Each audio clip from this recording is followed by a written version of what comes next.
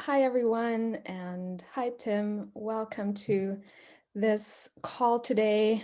We finally decided to meet for another conversation today after about half a year of waiting.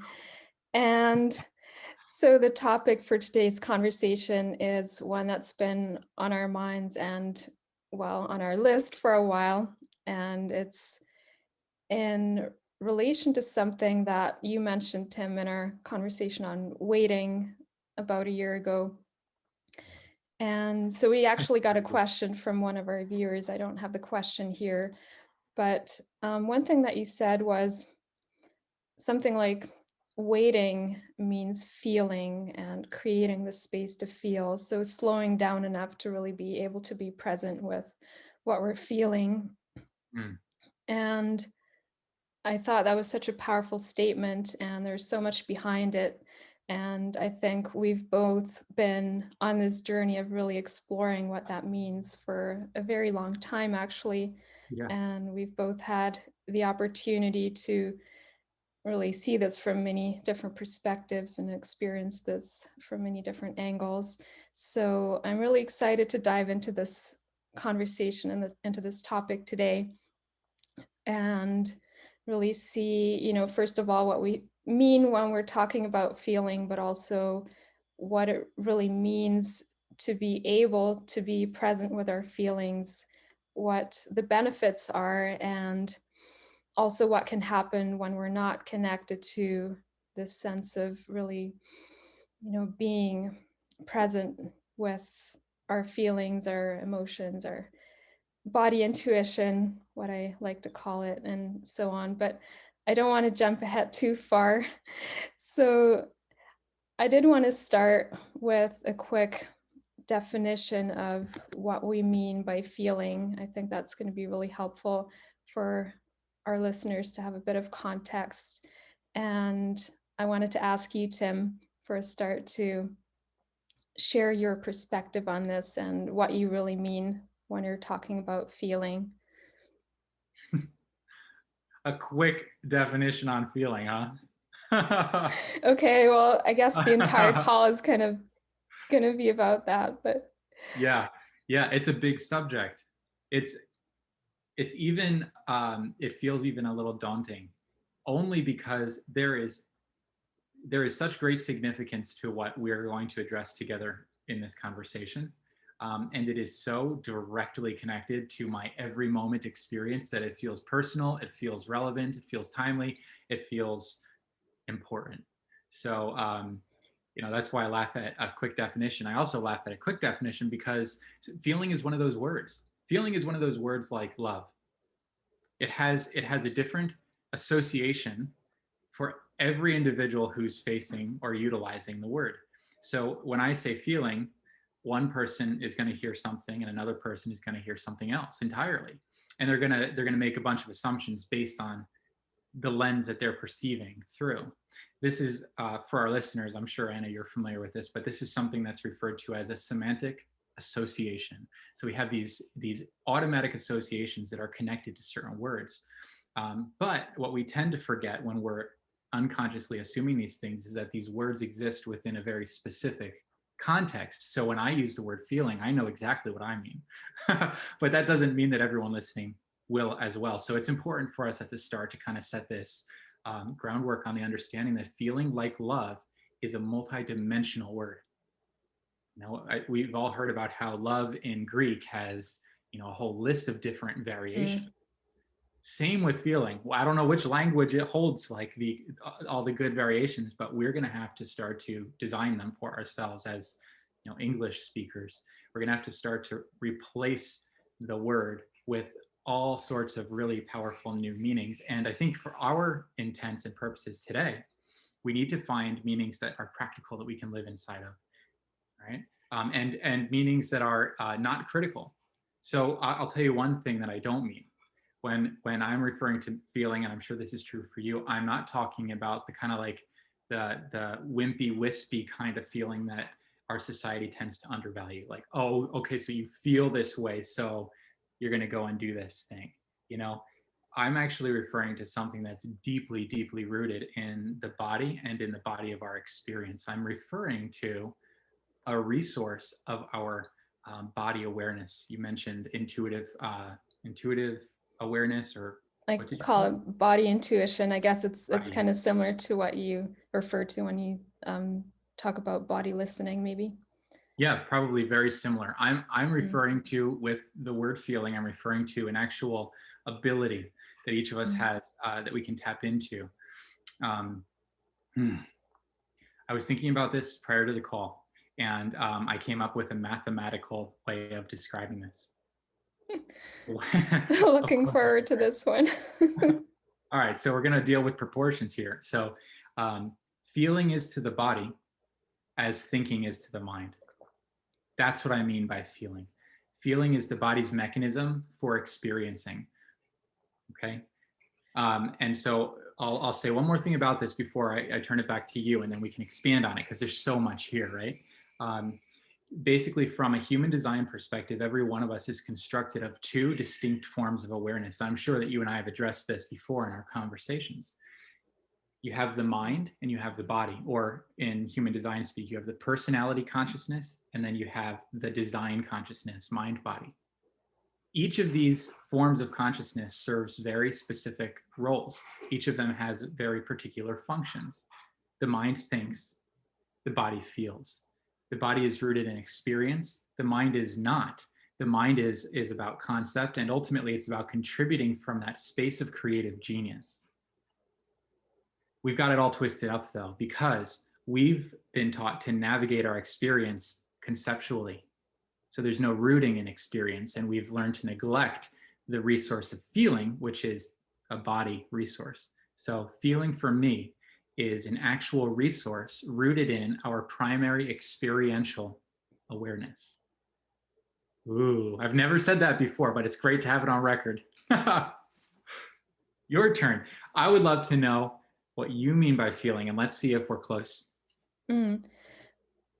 I definitely agree with everything that you said. And I mean, that's definitely been part of my experience too. Um, I think when I was preparing for this conversation, I kind of tried to highlight the different aspects of feeling. And I think there are like certain levels of vibration that I tune into when I refer to feeling. So, one thing that's actually been quite relevant for me this entire past year has been, and even longer than that, has been really reconnecting to what I'm feeling in my body. So, that's pretty much what you just said. Right. Um, I think we're going to go into that a little bit more in a bit, but so really being aware of what I'm feeling in my body. And with that, I'm not just talking about body sensations, but also emotions. I mean, as an emotional being, I do feel like I have a strong connection to my emotional guidance system, and I need to have that in order to navigate life in a way that, you know, really serves me and fulfills me and guides me in the right direction. So that's been very primary in my own experience, and really opening to, you know, the raw sensations, like the raw emotions, not being afraid to feel and be fully present with what I'm experiencing. So no matter what comes up, whether it's anger or frustration or joy or gratitude or anything, you know, not shutting down so easily when I feel overwhelmed, but just staying present with it. So Yes. that's been a big part of my experience. And then there's another aspect that I feel is really important to me as well, and that's kind of tuning into the more subtle sensations. Kind of when I take my time to really go into stillness. It doesn't really need to take a lot of time, but sometimes just kind of consciously letting go of the tension in my body, and I can, you know, I feel the more subtle sensations, maybe not just in my body. It's definitely in my body as well, but maybe it's more like an energetic thing, like energy body, and even into the spiritual realm. Um, so there's a lot that can happen there as well, and it's really beautiful. For example, when I'm out in nature, you know, and I naturally let go of all my stress, I can feel it really intensely, well, intensely in a way, but Yeah, I get it. I mean, it doesn't feel overwhelming, but it's still like I'm really open to it, and it's almost like I can feel my oneness with everything around me, and it's that beautiful exchange. Yes. Um, It fills you. and it is, I think, also the gateway, or a gateway to the mystical realms, which is just, a natural part of my experience, which maybe not everybody will be able to relate to, but I think a lot of the people who will listen to this will be able to relate to this as well. So I think those are the the two or three main distinctions that I could make here. It's great. And so, It's great. mm, It opens some things. For instance, you've connected some dots. You've connected that feeling and sensation are intimately linked. So so when we speak to feeling from a practical perspective, we're speaking with a conscious awareness of sensation. We've discussed this in the past too, but it's extremely significant and worth repeating. It bears repeating, which is that anytime we're experiencing sensation, anytime we feel sensation, we're in the present moment, because a sensation cannot be experienced outside of the present moment. So there's something about feeling, something about the connection between feeling and sensation that brings us down into our feet, that brings us into experience, and ultimately helps us to become present with whatever is moving. And as you mentioned, that could be, it could be emotional feeling, for instance. Like, what am I feeling, and is it good, is it bad, is it comfortable, is it uncomfortable? All right, so sensation, developing a sensitivity to sensation is another thing. So you have feeling, mm, we have sensation, and then we have the development of a sensitivity to sensation. And so there's a sensitivity to intense feeling, like emotional feeling, and then there's a sensitivity to more subtle movements, like you described in your second phase of that response. So, feeling, sensation, sensitivity. And then you also opened up a really important opportunity for us to distinguish between feeling and emotion. There's a difference between the emotion, the emotional feeling, and the ability to feel the emotional feeling. See how crazy that's, like, there's a goofy word to be working with mm, here. But it's important for us to recognize the difference. There is a difference between emotion and feeling. And unfortunately, what most people hear when they hear the word feeling is emotion, which is why, well, most of us have a fairly, I think, unhelpful relationship to emotion. We don't really understand it, and we feel in many cases victimized by it. So when someone says they're moving on a feeling, we're not hearing anything practical at all. In fact, we're hearing something very unstable. We're hearing something that should not be trusted, when that's where I think, societal confusion comes in. But again, within our context, I'm seeing that we're speaking to something very physical and very practical. The experience of physical sensation and the capacity and time to interpret what we feel. Are we on track so far? absolutely. Okay, cool. And this definitely opens something else that I wanted to dive into with you today. It's actually not in our notes, but I have it here Oh, on I my didn't have piece time to of prepare. paper. Oh, Just this kidding. will be easy for you. Um, so, when I was preparing for this conversation, really exploring the different aspects of feeling and what the benefits are of really being connected to feeling, and being present with what we're feeling. So I already touched on this a little bit, but I feel like one really important aspect is to really be able to, be connected to our own internal guidance system. For a lot of us, that is Yes. the case. And so human design actually offers a lot of really good stuff around this. Like, I feel for me, it's been really helpful to know how to connect with my own inner authority. I mean, I was already doing it before I even knew anything about it, or before I really started exploring human design. I already started reconnecting with my own way of discerning my inner guidance. And so I am an emotional generator. Um, but I thought it might be interesting to hear a little bit more about how the different types, or, how different people connect to their emotional, or not emotional, but their inner guidance system, because not everybody is built the same way, and different people connect with their inner truth in different ways through, I guess, often tuning into our body, there's always a component of that. But I was thinking it'd be great if you could share a little bit more about that and maybe some examples of how, different inner authorities, for example, best connect with their inner guidance system through feeling. So good. Yeah, let's do that. Um, this is going to be fun. Okay, so for those of you who are listening and maybe um, don't really understand what is meant by inner authority, let's back up one small Mm. step and describe, this term that we're utilizing. So, human design is now our context.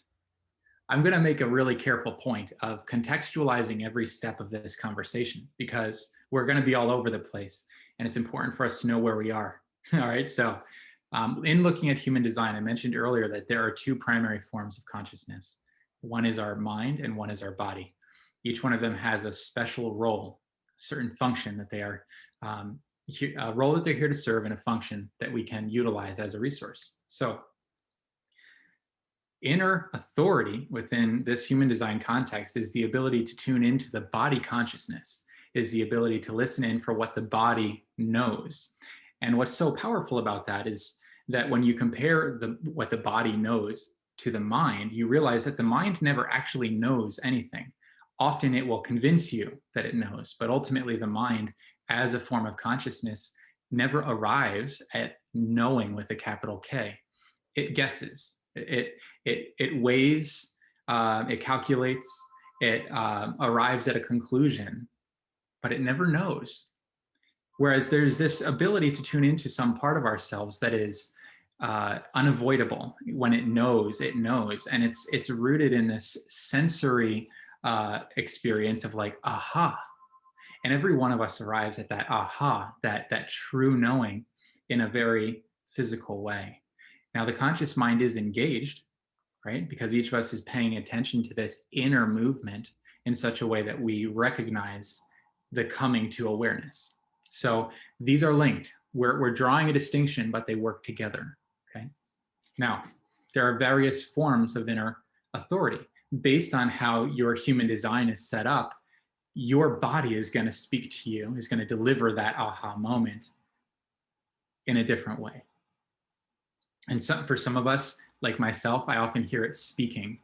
My inner authority tends to speak. And so I'll hear the truth emerging in a moment like this when I'm just speaking from my heart.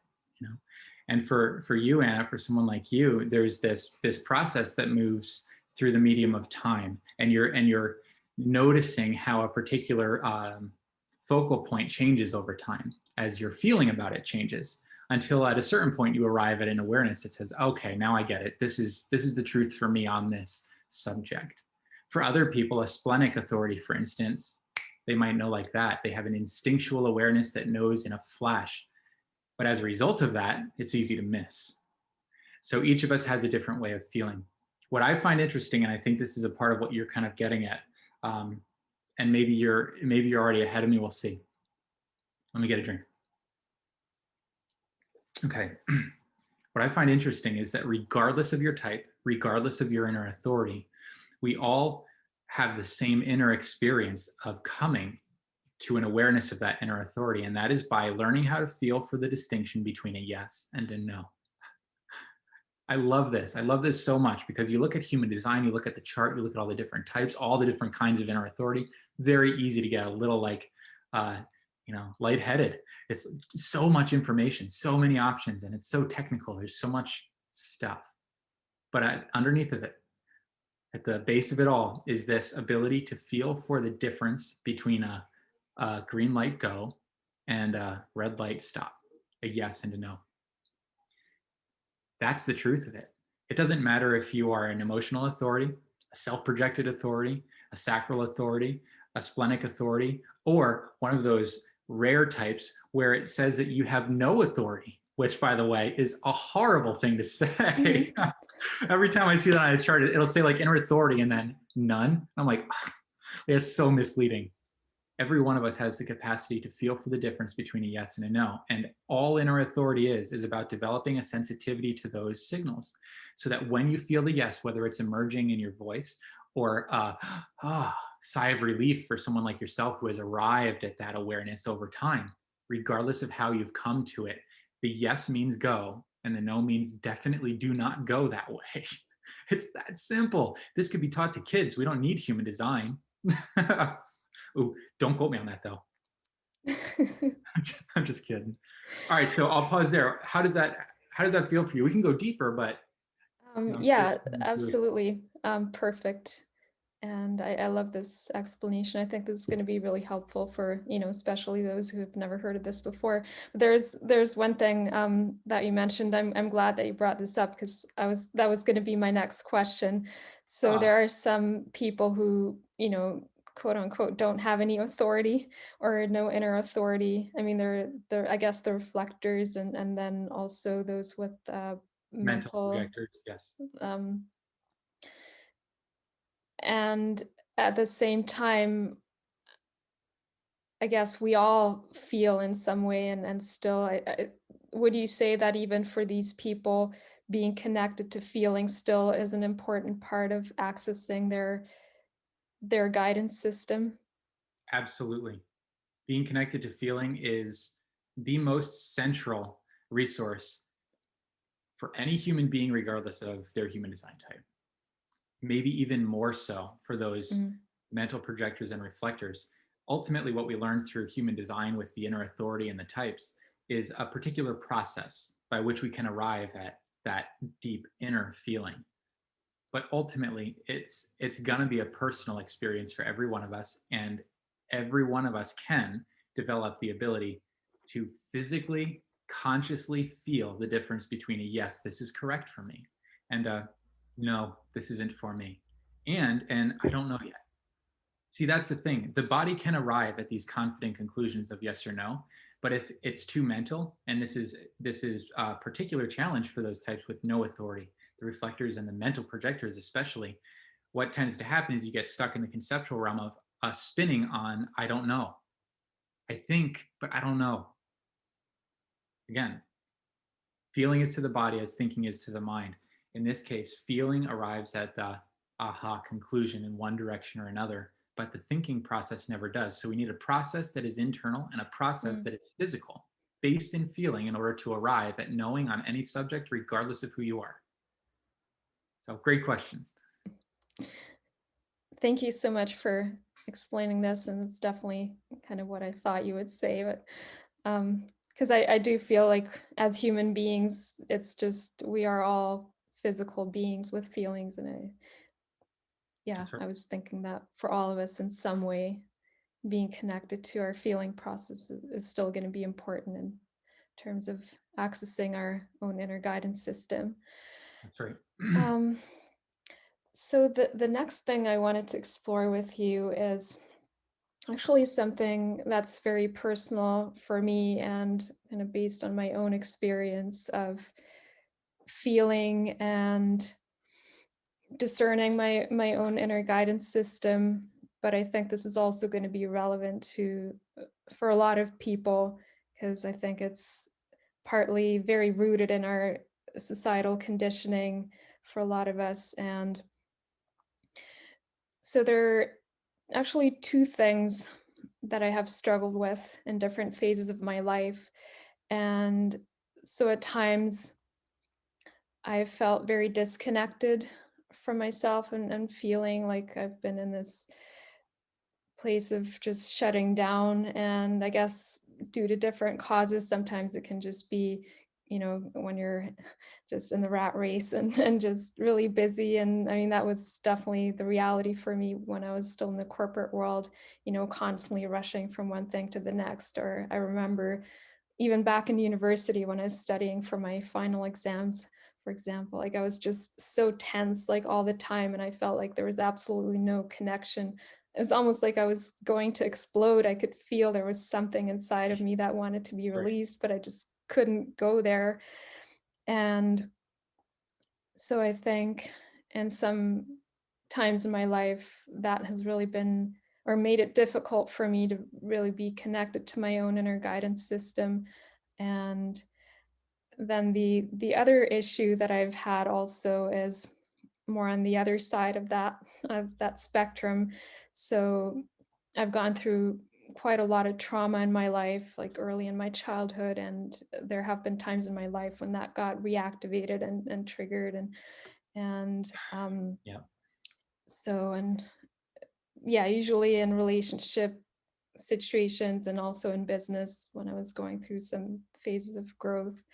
And so certain situations can activate that trauma response. And I tend to feel like I have absolutely no control over it. Like it feels so overwhelming. And then navigating that and um, I guess on one hand, like staying present and not, shutting down my feelings, but at the same time also kind of navigating that issue. Maybe this is even more relevant for someone like me with emotional authority, but I think anybody can experience this. Yes. You know, when I'm trying to access my inner guidance system, but the trauma response is just, basically yelling at me and just speaking so loudly that I feel like I have absolutely no access to what's underneath. So I was curious to hear your perspective on this and, um, maybe if you have any own experiences that you want to share, or also, what some tools could be to navigate that and to kind of help move through um, like both of these, um, reconnecting with feeling when we're all shut down and also um, how to get back to a place where we can actually feel what we're feeling like underneath the surface of the wild emotions and the trauma response in Yeah. order to access our own inner guidance system. So I'd love to hear perspective on that. Really, really great and vulnerable sharing too. So thank you. The thing is, it's very human, totally relatable what you've Mm. just described. And what I find interesting is that regardless of whether you're zooming full speed ahead in that first case or overcome by too much feeling in the other, what we find to be true of every individual, regardless of which end they fall on, is a fear of feeling. We're afraid to feel because we're afraid that if we feel, we'll feel too much and be overwhelmed. So even the person, kind of stuck in the rat race, they are proactively avoiding it. Maybe it may be subconscious, but in every case, that person is avoiding feeling. They're distracting themselves. And as we know, the better part of the population can very easily spend an entire life doing that. The sort of work that we're doing, I think, is rather unusual, a little more rare, because to face that dragon takes courage, and and it is a special form of courage. It is not one that is highly valued in our current society.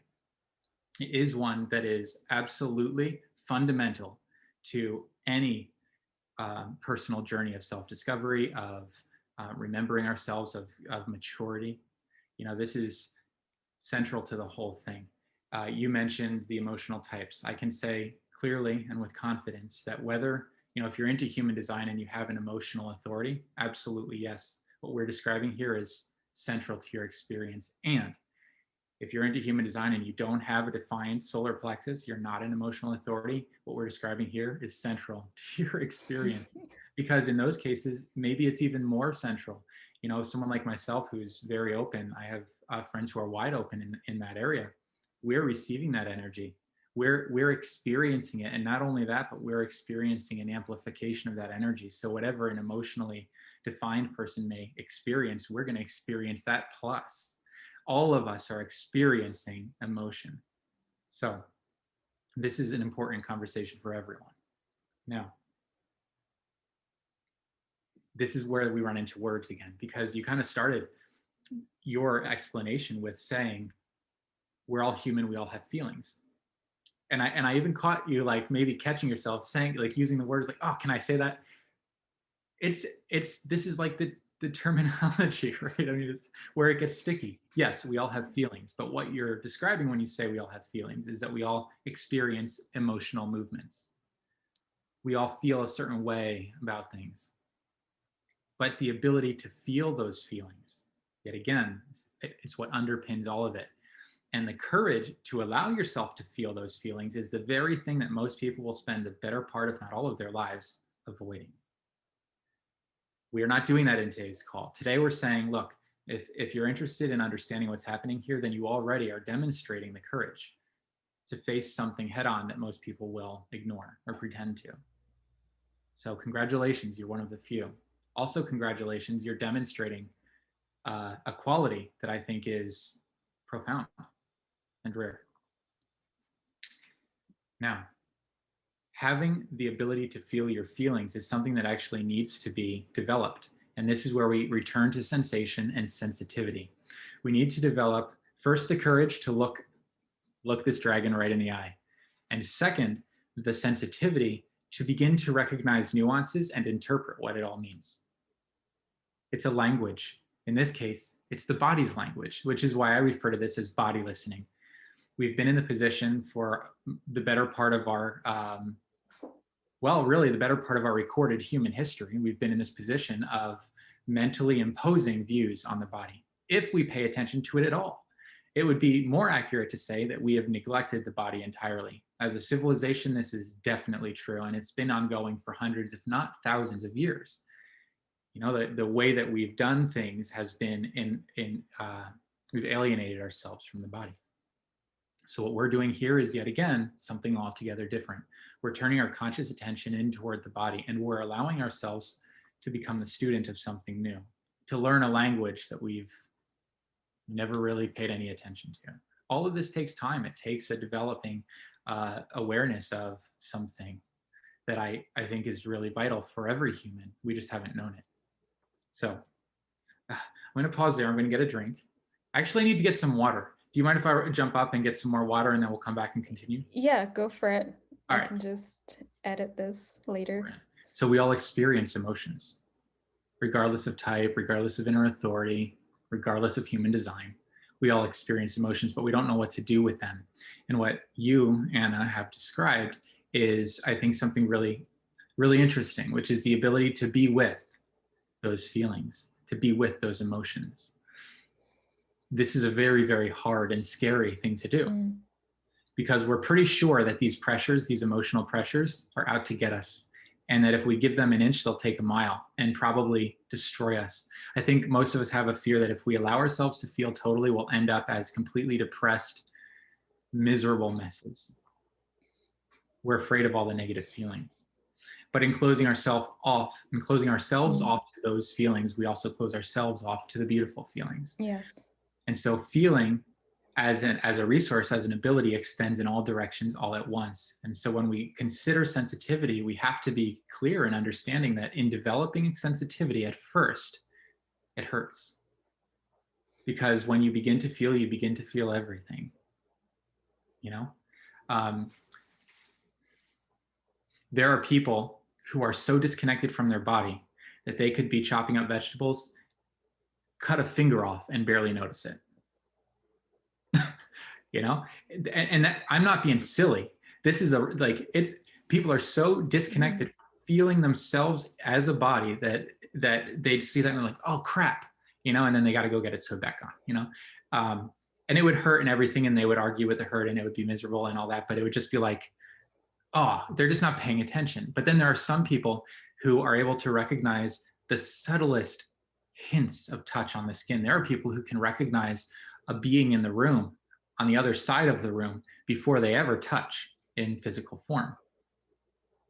This is the kind of sensitivity we're learning to develop, and it's a sensitivity to your own body. I'm so excited about this. I'm like just tripping over my words. It's so important to develop this sensitivity. I totally agree. And I think there's something really profound in what you just said, you know, about, you know, the example of, you know, chopping your finger off and barely noticing it. But I think our body can often speak to us in that way. And that's actually something that I experienced this year or this summer, like in the last 3 or 4 months, there were some things that, I was definitely aware of on a feeling level, and I was moving through this process of reconnecting, and yeah, I think we've both been through a lot this past year, but I mean, this year has been a complete 180 life change for me, and that just takes time to process, and the grieving process and everything, and even just adjusting to the new situation and everything, and feeling my way forward to what I really want to create from here and so on. But there were definitely some things that I wasn't fully dealing with, or just not ready to deal with, and my body actually started speaking to me very loudly. So what I can see is when we ignore our inner voice, or the feeling sensation, or the whatever, you know, I guess our bodies want to communicate through feeling, or the more subtle That's right. sensations, or whatever it is. Um, Things can actually start to manifest physically. So I started manifesting some health issues. Yep. And I mean, it got to the point where I just got this really painful wisdom tooth infection that just lasted for weeks. And I Oh, couldn't sleep for weeks. Like, it was so painful. And I didn't want to go to the dentist. I just decided to just let my body, process this for me, because I feel that's also, it's actually something really powerful. yes. I've seen this happening, like, actually quite a few times in my life when, I get sick. I know, okay, my body is actually processing something, so I'm not going to interfere too much. Like, I'm going to support my body as best as I can, but at the same time, I'm going to try not to suppress it with too much medication or anything like that. Um, so I think that's it's really interesting. Exploration, and just kind of feeling into, or thinking about the process that I went through this year, especially. Um, I can see that, when this happened, or maybe even other things in my life that happened. I mean, my cat got sick too, and then my other cat got sick, and I mean, there were so many things, and like just an intense physical process. Um, but all of this actually helped me reopen to feeling, and it was like a wake up call. Yeah. Okay, now you're just feeling so intensely, there's no way around it. Like, there's no way I can't feel my tooth. Yeah. That's right. and and I think through that I was able to open back up to feeling, and really witnessing what wanted to be seen, and then Yes. finally being ready to address it. um, and even receive the opportunity to address certain things. I was, I guess, so cut off from what was happening inside of me, and just resisting dealing with certain That's things right. that, like, I felt like, I mean, in some areas of my life there was a lot of movement, but then there are other things that just felt really blocked, and so through that process I was able to open up to that again, and then things started moving. um, So there's a lot here, Oh and man, there is. Yes. so I'm just gonna let you talk. Oh, it's so good. I love it. First of all, because you're Mm, speaking from direct, fairly mm, current experience, or fairly recent experience. I mean, this is like mm, really, really fertile territory. There are so many things to look at. Um, let's begin with emotion. You're feeling these intense feelings, and struggling to allow it because it hurts, and you don't want to be open to it. So there's this part of you that's resistant, saying no, like kind of anything but that, like. But what happens, of course, is that when you do this and you resist, you hold that very thing you don't want in place, and then it becomes chronic. And mm, what is an emotional feeling and energy inside of you then expands and expands and expands until it begins to manifest physically. This is energetic mechanics. This is really important stuff that we're looking at here. Okay, so you have these feelings, these emotions, and they want to move. They want to move through us. They want to move from one place to another. And we say, no, no, no. We put up these walls. And so they stay stuck to the walls that we put up, which means that we continue to experience and continue to experience. And it gets worse and worse and worse until we actually numb out, no longer feel the emotion itself, and it has to speak through the body in a different way. Now it's not just like a kind of a nauseous feeling in our gut. Now it's, an impacted tooth or something crazy, like your body's going to make sure that you get the message one way or another until you stop resisting and let it move. So it wants to move through us. Emotion is the movement, the ability to feel the emotion, the willingness to feel. Feeling is what contains it. If emotion were the wind, feeling would be the flute. It lets it move, it lets it sing its song and then move on. It's very important. The ability to feel is, and here we can further define and contextualize this, the ability to feel is a sense, right? Let's say that you're in a room and the room gets really stinky really fast for one reason or another. And you say, oh, I don't want to smell that. And so you pull your nose. But then you're breathing it and breath is too closely connected to, your nose. And so then you close your mouth and your nose and then you die because you're either going to smell the smell because you can't not, or you're going to hold your breath until you die. This is essentially what happens when we refuse to feel. We refuse to feel. No, no, no. It's happening anyway, like it or not.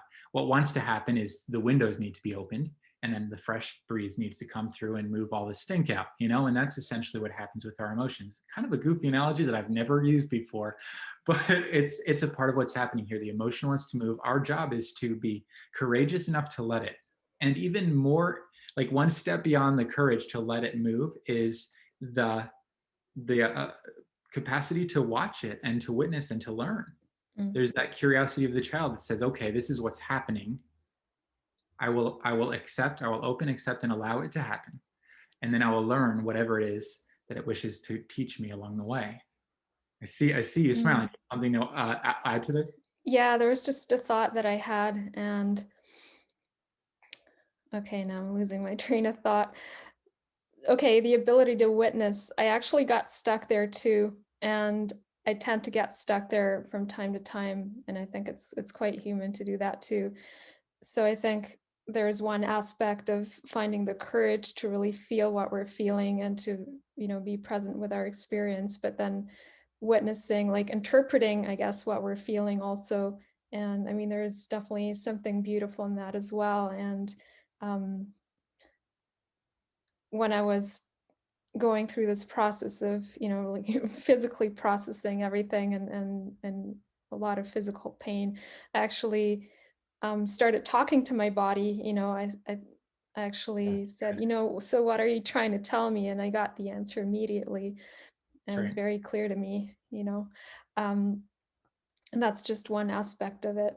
Um, but sometimes I might go into kind of a state of overanalyzing what I'm feeling, then I'm still cutting myself off Right. from the experience and, not even always needing to understand immediately what's happening, but just allowing myself to move through that process because our body has that intelligence. I mean, sometimes we can just allow it and just go with the flow and everything starts to unfold naturally.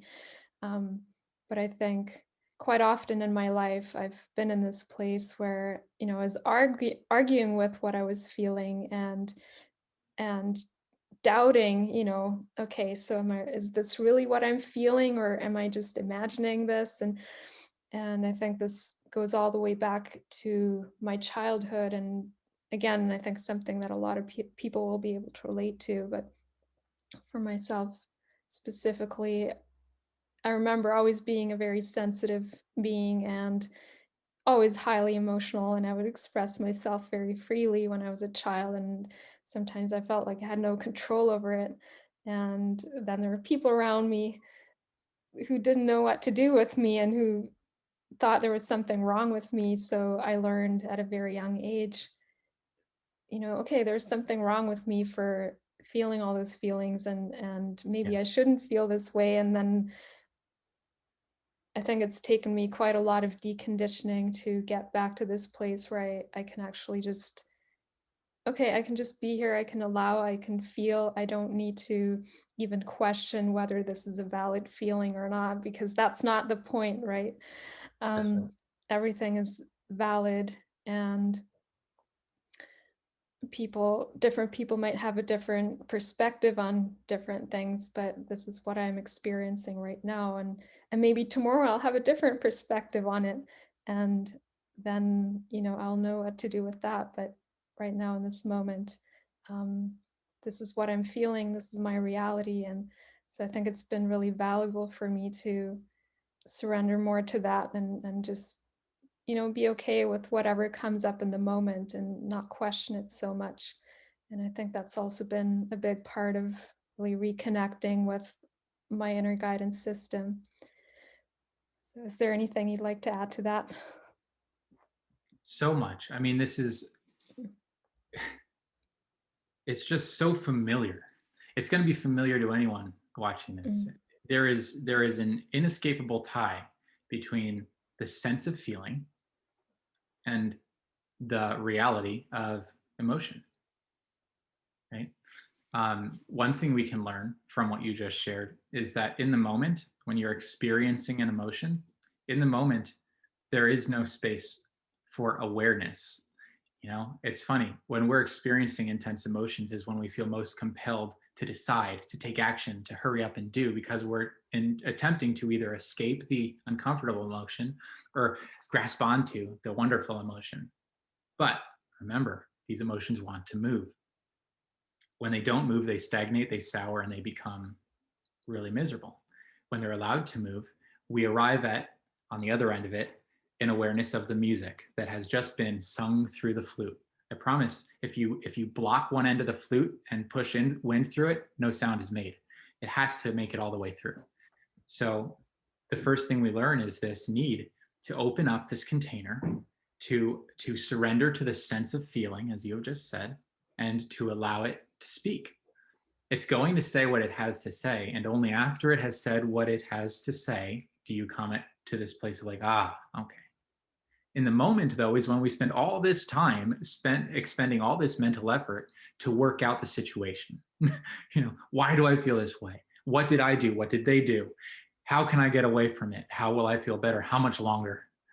And we're in this space of no, no, no, or yes, please don't go. When all we really need to do is open and say thank you. If we can open and say thank you to anything that comes, now we've developed like a high degree of um, I mean, that's like mastery level right there. That's what practices like Aikido, for instance, the martial art form, is all about developing. It's this ability to hug the assailant, to dance with the energy of whatever is moving. And we need to do the same thing with our everyday, every moment experiences. When we can do this, then life is allowed to move through the channel of our physical form, the flute of our physical form, and our lives can then become a song. And this is what we're learning to do. Now, if we disallow it, then we arrive at the discomforts that you have described. And what's interesting is I was just reading, I'm going to read something actually from this book. Just yesterday, I read this and I thought, how perfect, because I knew this was coming. This book says something I very strongly agree with. It says, the simplest kind of guidance comes every day and many times a day in the form of discomfort. It says, any discomfort anywhere in your body, anywhere in your life, is a direct message to you about how you are out of alignment with your true self. mm, Discomfort is a signal. It's a physical signal. It's your body communicating to your conscious mind, hey, you're resisting something that needs to move. That's it. What this means is that illness, disease, discomfort of any kind is not natural for us, but rather a form of communication. Chills as I say this. Can we just say that and be done? I mean, there's nothing else anyone needs to know. If you can take and run with what I just said, I promise you, your life is transformed back to its natural way, which is to thrive. Each one of us is inherently built to thrive. We are natural and capable bioorganisms at the base of it all. It's only this that gets in the way of stopping what is otherwise a gorgeous, capable, natural flow. We're built for health. We're built to thrive. We're built for abundance. We're built for all the things that we reach for, grasp for, beg for. There's not a thing to do about it except let it happen. And Mm. the one thing that we have to do, which is to relax, open, and let it move, that is the one thing that we are so horrible at doing and so terrified to do. Go So figure. very true. And I love that quote that you just shared. It's very close to something that, like, a message I've been getting over and over again for many years. It's, definitely I've seen this through my own experience, but even, um, I've done quite a lot of channeling over the years, and this is one of the conversations that I've had so many times with my guides, and they keep reminding me every single time, when you're feeling pain, the pain is really a result of your resistance. Like, it's Right. when you're in pain, you're resisting something. So all you need to do is just come back to into space of allowing, and just, you know, then everything opens up.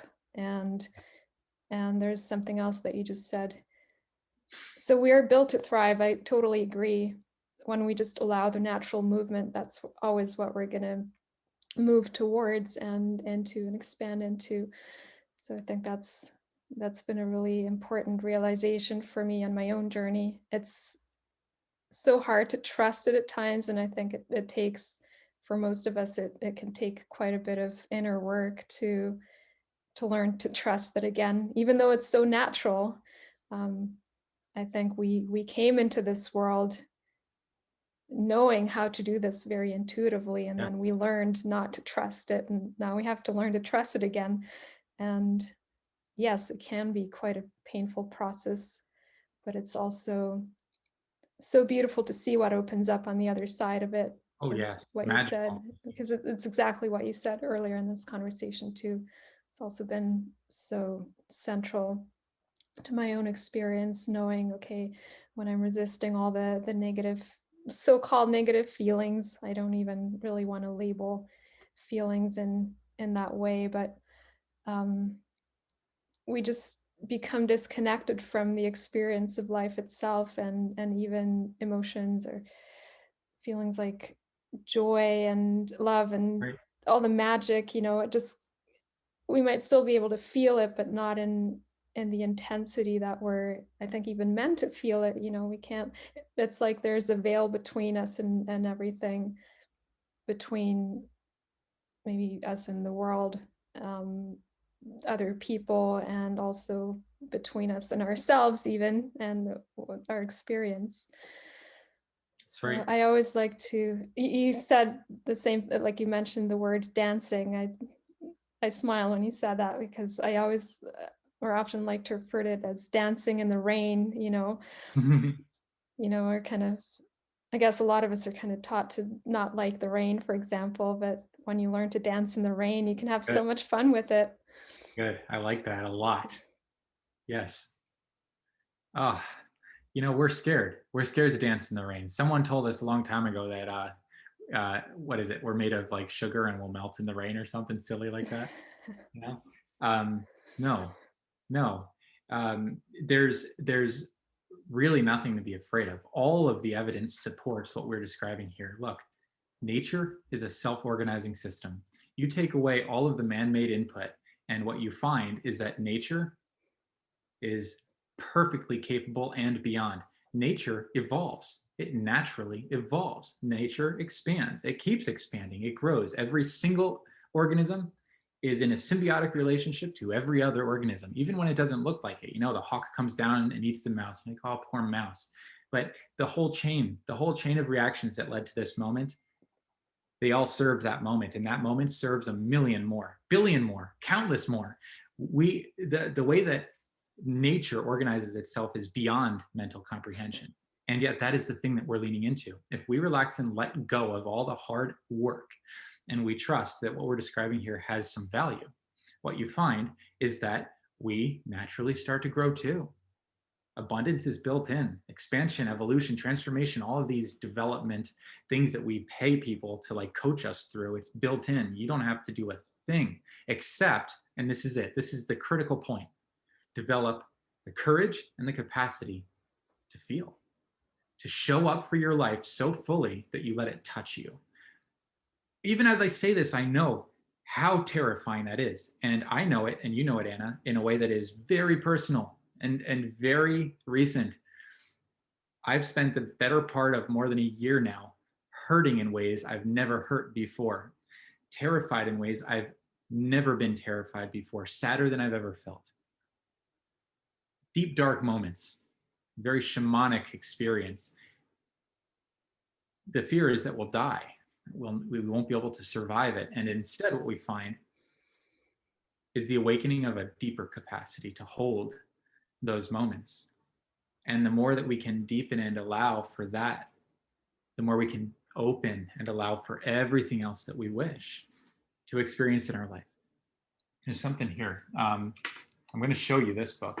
I'm surrounded by books on this stuff. I mean, it's the everything I've ever done has been to contribute to this place that we arrive at with this theme of feeling. It is the critical point. Okay, there's this book that I would highly recommend to anyone. It is called Healing and Recovery by David R. Hawkins. In this book, this nice thick book, I can spare you a few bucks. I can tell you that it all comes down to two things. First, witnessing whatever is occurring without labels, not diagnosing our experience, not diagnosing our physical illness, but instead tuning into the sensation. Feeling, feeling without the need to diagnose. That's step one. And step two is not resisting whatever it is. Amazingly, this guy has an example of cutting a finger off. It's funny that it would come back, but the way that it all plays out is completely different from what anyone might expect. Life is quite magical, but what we see as magic is actually the most natural thing in the world. We're just so alienated from it, so disconnected from our own nature that we haven't got the slightest clue what it looks like. So when it pops to the surface, even for a moment, we think, oh, miracle of miracles. When in fact, I picture nature with a capital N over here, like shrugging, like what? Like I do that all the time in a million different ways all around you. You're just so blind. Feeling is how we open that inner eye so that we can start to actually experience our lives as something meaningful, as something rich and meaningful. I love that. And I love the reference to magic because that's exactly how I feel about this. And I sometimes like to use the term feeling magic. So Nice. it's because that's when everything opens up. I feel when I'm in this space where I'm finally able to release the resistance and I'm just opening up to not just feeling what I'm feeling in my body, but just the whole experience when I start to open up and I can actually go into the more subtle sensations too. Like at the same time, I just feel everything opening up and the connection to everything around me. And it's this space where everything just happens so quickly, like synchronicities, everything. Um, and it's such a fun place to be. Like I always love being in this space of adventure and I'm feeling it, but at the same time I'm experiencing it. I'm witnessing the results of it in my direct physical experience. And I just love playing with this so much. There's the bright side, Mm, mm, right? There's the bright side, because when you can show up to your life in that way, every moment becomes a fresh surprise. And I'm not being mm, poetic. It's so funny. I say things like this, and I have the history of being a poet, and I know I often speak in metaphor and all this. I'm not exaggerating. What you just described is mm. the opening of a potential to experience every moment of our everyday, ordinary lives as a fresh surprise, as a mystery and a miracle. None of this is arbitrary. Not one breath, not one shower that you take, not one dish that you wash, not one dog that you walk. Everything matters. Yeah. It's Whoa. so true. And I just had a thought, um, because we talked about how this process can be so painful when we start to open up to really feeling everything. but there is a shift that happens when we add a playfulness to it. That's Yes, also something I've witnessed once again in recent times. And I mean, that's also something my guides kept telling me, just, just be more playful, just don't take it so seriously. there it is. Yes. And that's when the magic really starts to happen. And I mean, Humor. both aspects are beautiful and valuable in their own way. And I can definitely also relate to what you said about, going through those dark periods. I mean, I've experienced a lot of that in my life, including in this past year as well, but I mean, going way further back as well. Um, and how sometimes we just have to get to this point where it's so painful and we just have no other choice but to surrender. And I'm just kind of reflecting on my experience this year, like in the last maybe 3 or 4 months, and okay, what I went through emotionally and physically with my own body and my health issues. But the funny thing is, and I think you mentioned something about um, like receiving, opening to receiving. I'm not Right. sure exactly how you worded it, but um, I just realized something. So I was going through this entire process, but still I was stuck. And I knew that my body was processing something and that something important was happening, but still I couldn't really see the shifts physically. And I was just, I mean, it was not fun to be in that process. But when my cat had her accident, like one night she got into a really bad fight with another cat, and then she ended up with like a 15 centimeter long laceration all across her Oh, back, like her skin tore. It was really bad. And I had to rush her to the animal hospital. But I knew there was, or I could see there was something magical happening there. I feel really bad for my cat that she had to go through this. It's almost like, because I wasn't listening, that had to happen. Um, but in that moment, that's when I really opened to receiving, because I was in this place where I knew, okay, I can't do this on my own. I do have to take her to the vet like now, not tomorrow morning, but now.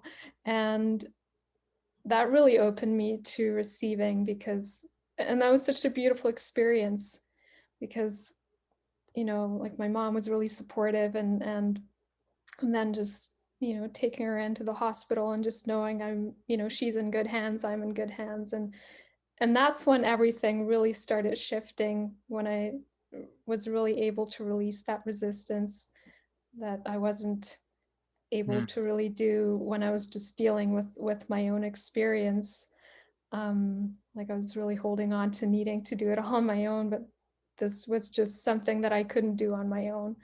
yeah. And so that was a really powerful and beautiful experience. And then within, I mean, I think after that everything changed. Like I couldn't even really focus on the pain of everything else anymore. My mental awareness was elsewhere, and just, and then I got back into this space of, well, receiving and feeling, and everything just started flowing in all other areas of my life.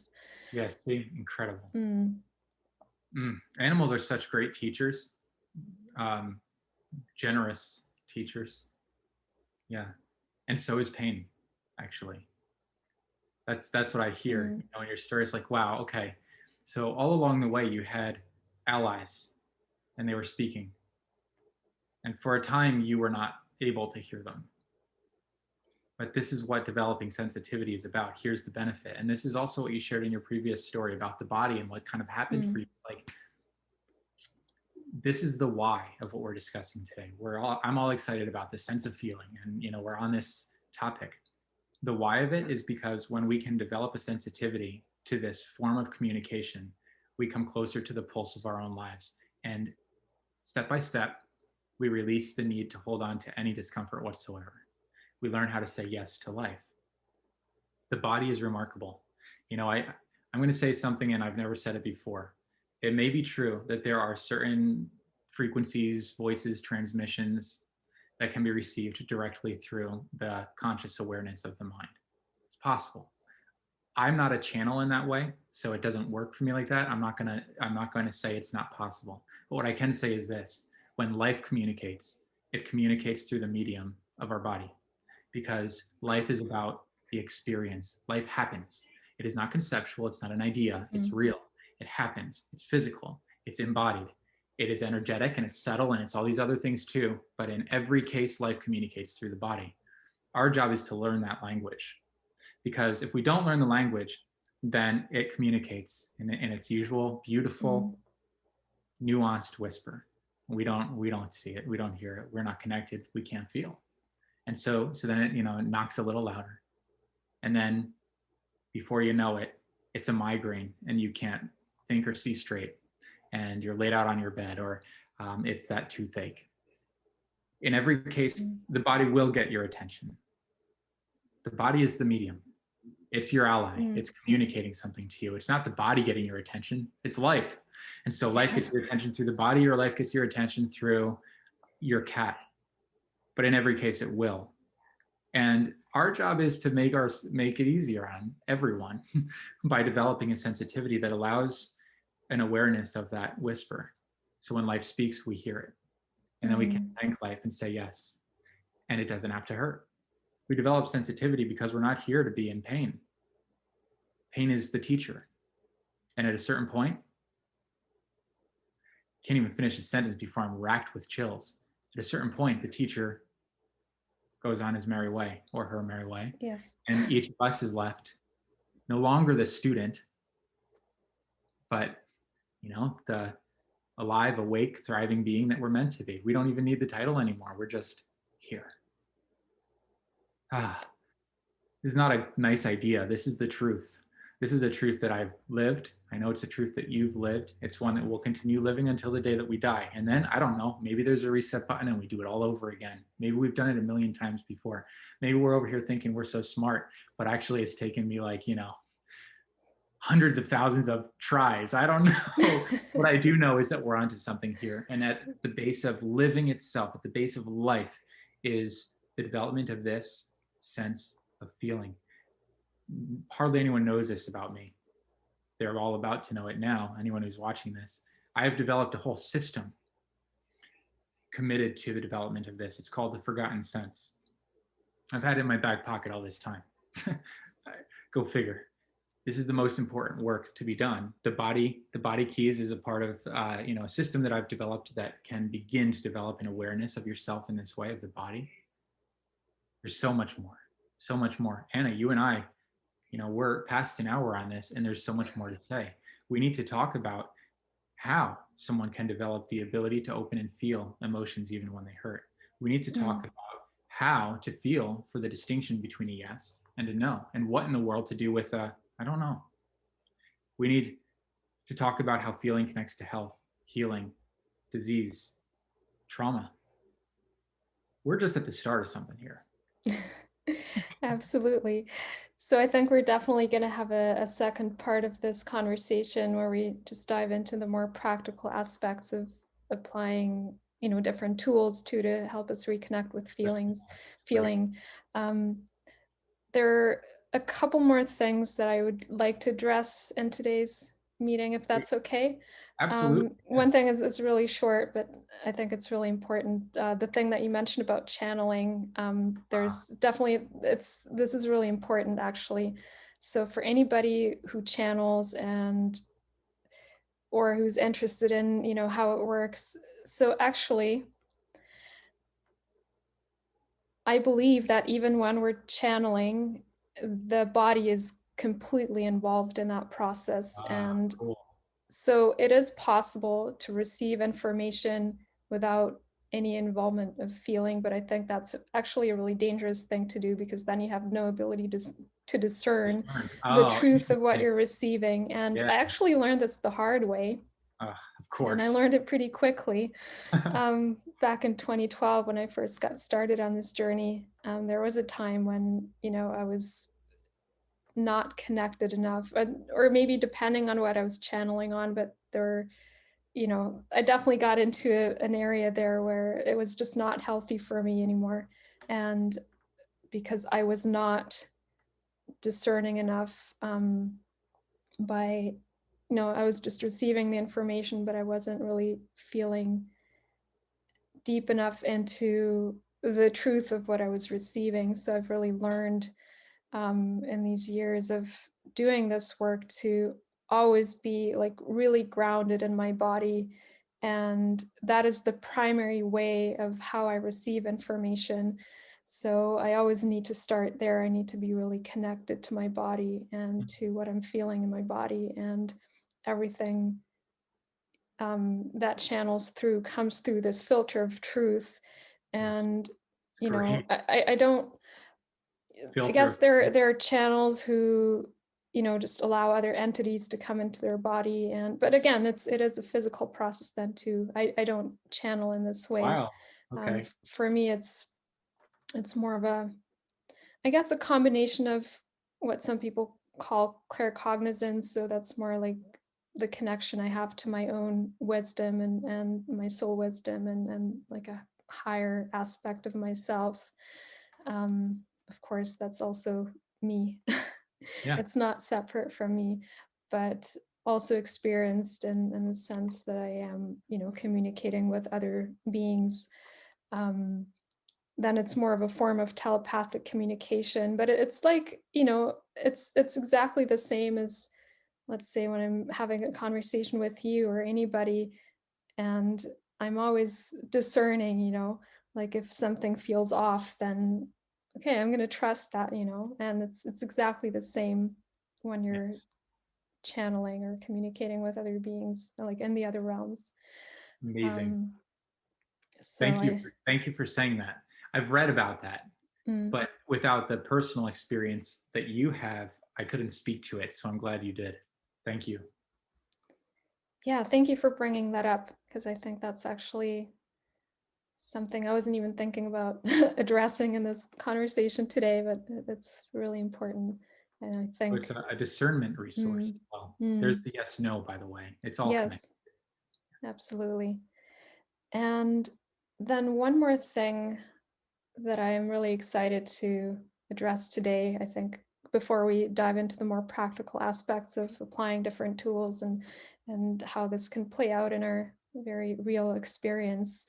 I think you briefly touched on it earlier in this conversation, the openness. So when we get back to human design and our Mm, open centers, and how we can take in energy from other people, and it might not even be our own, but we might still feel it and amplify it. And right. so this has been a big one for me too, and I think a lot of our listeners will be able to relate to this. Definitely the people in my audience. So,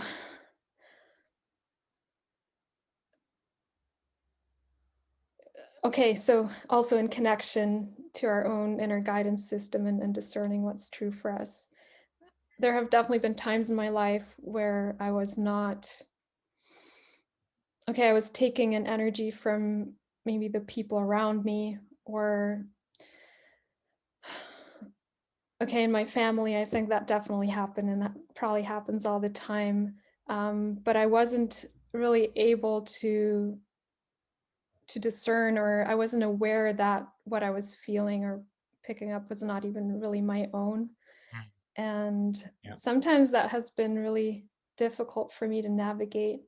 Um, Sometimes taking on different personalities, even that weren't my own. I guess with my wide open G, that can be a challenge, but I Yes. think it's also more than that. So some people call this empath problems. Yeah. Oh, yeah. It's And connected for sure. so I guess navigating that challenge in the sense that we do want to be open to, receiving information, but not confuse it with what's really happening inside of us, or what's Good. our own. Yeah. So is there anything you could say about this from your own experience or your own perspective? Sure. I mean, you've Mm, kind of said it. We need to have a mm, felt sense of who we are. mm, This is another part of what feeling opens up for us is an awareness of self. And it's awareness of self from the inside out, not from the outside in. And so much of the work that we tend to do, this personal development work, is from the outside in. We're learning about personality types and psychological types, and even our human design. All these things are outside in approaches to like looking at ourselves and saying, oh, okay, almost like we're, like an anthropologist observing something. But what we need is the ability to feel ourselves from the inside out, to kind of stand up into our own shoes and have a direct experience of what it means, in my case, to be Tim, and in your case, to be Anna. When you get this, which you can only get through direct felt experience, then you develop in that moment the awareness, the discernment to identify when something is yours or not. And what happens when you stand up into your own story in this way is you become empowered, and no longer are you able to be pushed around or influenced or conditioned or programmed in any of the ways that we previously, most of us, tend to be. So, dang, that's another really just like whole conversation worth having. Um, there's there's a conversation to be had around with what this opens up for me really is the way that we've neglected ourselves and the direct effect that that has on the health of our total system. Like I feel there's so much more I want to say on this, but it deserves its own space. I feel what you've opened up, I think, does extend far beyond human design, but it is of course connected to human design in that we're all receiving these energies, but we don't have the capacity. We haven't developed the inner resources to make sense of any of it. So we're continually overwhelmed by emotion, by adrenal pressures and social pressures and all these different things. We're a mess, but we don't need to be. There is one single resource at the root of it all that, if developed, can clear it. I'm saying that in full awareness of like what I'm saying. I take full responsibility for this statement. I sincerely believe that the development of this sense of feeling underlies everything else that we could ever wish to experience or achieve in our lives. Whew. Quote me on it. It's exciting stuff. Now, did I Yeah. respond appropriately to your query? Sorry, what was that? Did I respond adequately to your? Yes, absolutely. I mean, I always love what you share, and I think this is a really great way to kind of sum up our conversation for today, and really a good place to end this conversation, I think, for Okay. today. Yes. And plenty of and good. Yeah. and then we can talk about how to continue. I think definitely the practical aspects. I think that could be our next conversation. Then we can see if there's more that wants to be shared. But there's definitely so much to be explored here, as always. Yes. So for now, I just want to say thank you once again for having this conversation with me today. I'm so glad we finally were able to make it happen after Me like too. half a year of talking about it. It's time. We needed some Mm. practice before we could have the talk. Yes. Oh, yeah. It always seems to be the case, especially with our conversations. Oh, man. Yeah, it sounds like our Mm. waiting period was full. Just Yes. that's what we talked about last time, right? Waiting is not passive; it's active, and you have to be with it. Well, you know, I guess thank you past us, but let's hope we learn that lesson and we can move on now. Mhm. Yeah. Well, I think the one about feeling that that lesson is never gonna end. Oh no, I this mean, opens because and it's opens and always opens. gonna be part of Yeah, our human experience either that's right. way. I completely agree. Thank you too, Anna. Thank you for hosting this. Thank you to everyone who has joined us in this conversation. It is a deep responsibility to share this, especially on the understanding that we're exploring. We're not here to deliver answers. We're here to like show something that has proven itself to be relevant. And so we're all Mm. explorers now, and there's much to be discovered. So thank you too. Absolutely. And one more thing before we end this conversation, I just wanted to give you some space to share any links or anything that you're working on right now that you're excited to share with our audience. Same as usual, timothybrainard.com is going to have the most like recent options and discoveries, and there's a section on the website that I don't know that everyone's aware of. If you go to, I think it's explore, and then there's a drop down and you can click on posts. Oftentimes what I'm moving through will be shared in posts on social media. But if you're visiting the website, then you can find all that content here, and it's free to access. I will in every case include an audio recording of whatever it is I've written. So if you prefer to listen rather than read, you have that. Image cards. There's like tons of good content on the site. So I don't want to use this opportunity to sell anyone anything. I want to use this opportunity to say, man, there's a ton of good stuff here. Get involved, enjoy whatever it is that you wish to enjoy, and then come back and meet with us again when we talk for take two. Sounds great. And if anybody's interested in learning more about my work, you can find me on annafrolik.com and wonderlandpublishing.net.